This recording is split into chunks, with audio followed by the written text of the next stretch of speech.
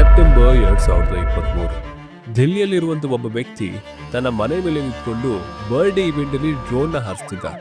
In a fraction of seconds police ಅವರ team ಅಲ್ಲಿ ಬರುತ್ತೆ. ಆನ್ ದ ಸ್ಪಾಟ್ ಆ ಡ್ರೋನ್ ಫ್ಲೈ ಮಾಡ್ತಿದ್ದಂತ ವ್ಯಕ್ತಿನ ಅರೆಸ್ಟ್ ಮಾಡ್ತಾರೆ. ಸೆಕ್ಷನ್ 188 ಅಡಿಯಲ್ಲಿ ಕೇಸ್ನ ಫೈಲ್ ಮಾಡ್ತಾರೆ. ಅದ್ರ ಜೊತೆಗೆ ಡ್ರೋನ್ ನ ಕೂಡ ಸೀಸ್ ಮಾಡ್ತಾರೆ. But what exactly happened? Let's understand. ಅದೇ ದಿನ ದೆಹಲಿಯಲ್ಲಿ ಒಂದು ಹೈ ಪ್ರೊಫೈಲ್ ಇವೆಂಟ್ ನಡೆದಿತ್ತು. ಅದು G20 ಸಮಿಟ್. ಜಗತ್ತಿನಾದ್ಯಂತ ಎಲ್ಲ ಪವರ್ಫುಲ್ ಲೀಡರ್ಸ್ಗಳು ದೆಹಲಿಯ ಹೃದಯ ಭಾಗಕ್ಕೆ ಬಂದಿದ್ರು. ಈ ಟೈಮಲ್ಲಿ ದೆಹಲಿ ತುಂಬಾ ಹೈ ಸೆಕ್ಯೂರಿಟಿ ಹೊಂದಿತ್ತು.